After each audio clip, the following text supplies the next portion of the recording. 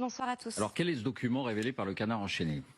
Eh bien, c'est un document envoyé par les services du ministère de la Santé et qui n'avait pas été rendu public.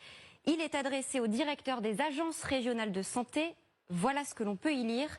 Il faut que toutes les agences de santé de France soient prêtes d'ici mars 2026 pour un engagement majeur, en clair, à une guerre. Ce que confirme cet autre passage.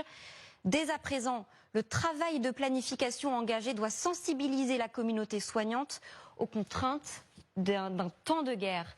Et le message insiste, tout le monde est concerné, les médecins, les infirmières, les aides-soignantes, les sages-femmes, les anesthésistes, les réanimateurs.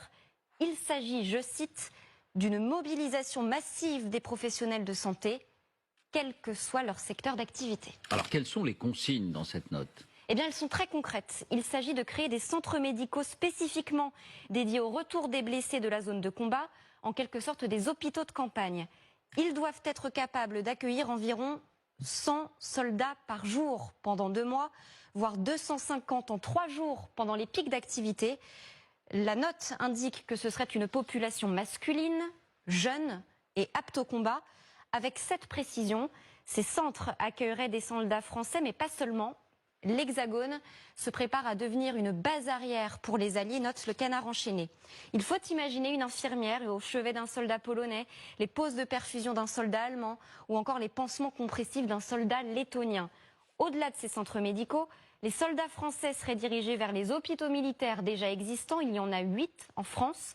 Mais la note insiste bien, les hôpitaux publics devraient être mobilisés pour accueillir les autres. Nous avons fait un rapide calcul, 100 soldats par jour, cela fait 500 000 pendant 6 mois. Les médecins sont les premiers surpris. Voilà ce que nous déclare Mathias Vargon. Il est chef des services d'urgence à l'hôpital. Je trouve cela complètement dingue. À l'heure où les hôpitaux vont devoir réduire la voilure, on fait comme si cela n'existait pas.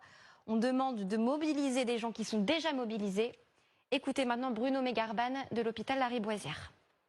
Ces hypothèses extrêmes qui sont envisagées ne sont pas les hypothèses que nous testons quotidiennement, alors même que les hôpitaux de référence, et notamment l'hôpital Lariboisière en cas d'attaque chimique, s'exercent. Je peux vous dire à peu près, nous pouvons faire face en Île-de-France à un afflux de 200 personnes victimes d'un attentat chimique, mais on est très loin des 100 000 proposés dans le plan, évidemment. Merci Lucien. Non, mais juste, c'est important quand même de se le mettre en tête parce que j'ai fait une vidéo hier où il y a des gens qui disent oui, mais les réseaux, vous faites que de raconter de la merde pour faire peur aux gens. Pour tous les ignorants de la ville qui sont toujours en train de venir faire les malins, à dégager tout scénario et en se disant que c'est pas possible. Vous avez quand même la mémoire sacrément courte parce que je vous rappelle qu'il y a 5 ans, quand il y a une certaine pandémie qui a commencé à arriver en Chine, vous étiez les premiers à dire « Oh, mais il va rien se passer, il se passera rien, ça va rester là-bas ». Et 3 mois plus tard, vous étiez tous dans vos maisons, vous aviez 1 heure par jour pour sortir vos chiens et vous pouviez même plus aller faire vos courses. Donc avant de faire les malins, à toujours vouloir dire ça n'arrivera pas, mettez-vous dans l'idée que ça peut arriver. D'accord ? Parce que ce qui s'est passé il y a 5 ans, jamais de la vie t'aurais anticipé. Donc, d'après notre chère ministre de la Défense, elle nous explique que tout ça n'est qu'anticipation. D'accord ? Que c'est un travail d'anticipation qu'il faut toujours avoir, comme c'était le cas pendant la pandémie. Alors, il faut m'expliquer quelle anticipation il y a eu pendant la pandémie, parce qu'il n'y en a eu aucune.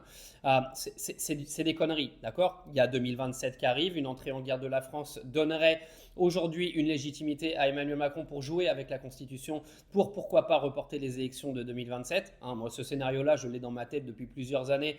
J'ai quand même l'impression qu'au fur et à mesure du temps, il va se confirmer. Donc on en reparlera. En tout cas, vous pouvez faire toute l'ignorance, vous pouvez avoir toute l'ignorance que vous voulez, en vous dégageant du fait que tout ça n'arrivera pas. Vous faites ce que vous voulez. On n'est pas là pour vous faire paniquer. Par contre, rentrez quand même dans un scénario dans vos têtes que tout ça est possible. Parce que quand tu commences à vouloir mobiliser tous les soignants de ton pays, c'est qu'il se trame quand même quelque chose de pas très clair derrière.